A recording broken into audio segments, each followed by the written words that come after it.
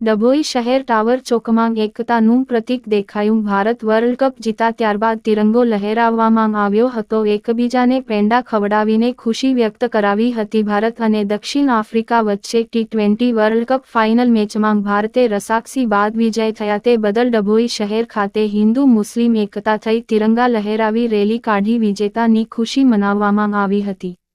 ગતરોજ West Indies મેદાન ખાતે ભારત અને દક્ષિણ આફ્રિકા વચ્ચે T20 world cup final match રમાઈ, જેમાં ભારતના પ્રથમ 177નો ટાર્ગેટ ચેસ કરવાનો દક્ષિણ આફ્રિકાને પડકાર આપવામાં આવ્યો હતો. આફ્રિકાએ બીજા દાવમાં 170 રન બનાવી સમેટાઈ ગઈ હતી. ભારતે છેલ્લી ઓવર સુધી રસાકસી સાથે આ ટી20 વર્લ્ડ કપ 2024નો ખિતાબ ભારતે પોતાના નામે કરી લીધો. આ વર્લ્ડ કપ 17 વર્ષ બાદ ફરી ઇન્ડિયા જીત્યું અને સમગ્ર ભારત દેશમાં વર્લ્ડ કપ જીતની ખુશીનો માહોલ છવાઈ ગયો અને દેશભરના શહેરો સહિત ડભોઈમાં પણ હિન્દુ મુસ્લિમ એકતા થઈને તિરંગા લહેરાવી ટાવર ચોકમાં ક્રિકેટ રસિયાઓએ રેલીઓ કાઢી અને વર્લ્ડ કપની વિજેતાની ખુશી મનાઈ હતી. રિપોર્ટર અફઝલ રજા ખત્રી, GPK ન્યૂઝ.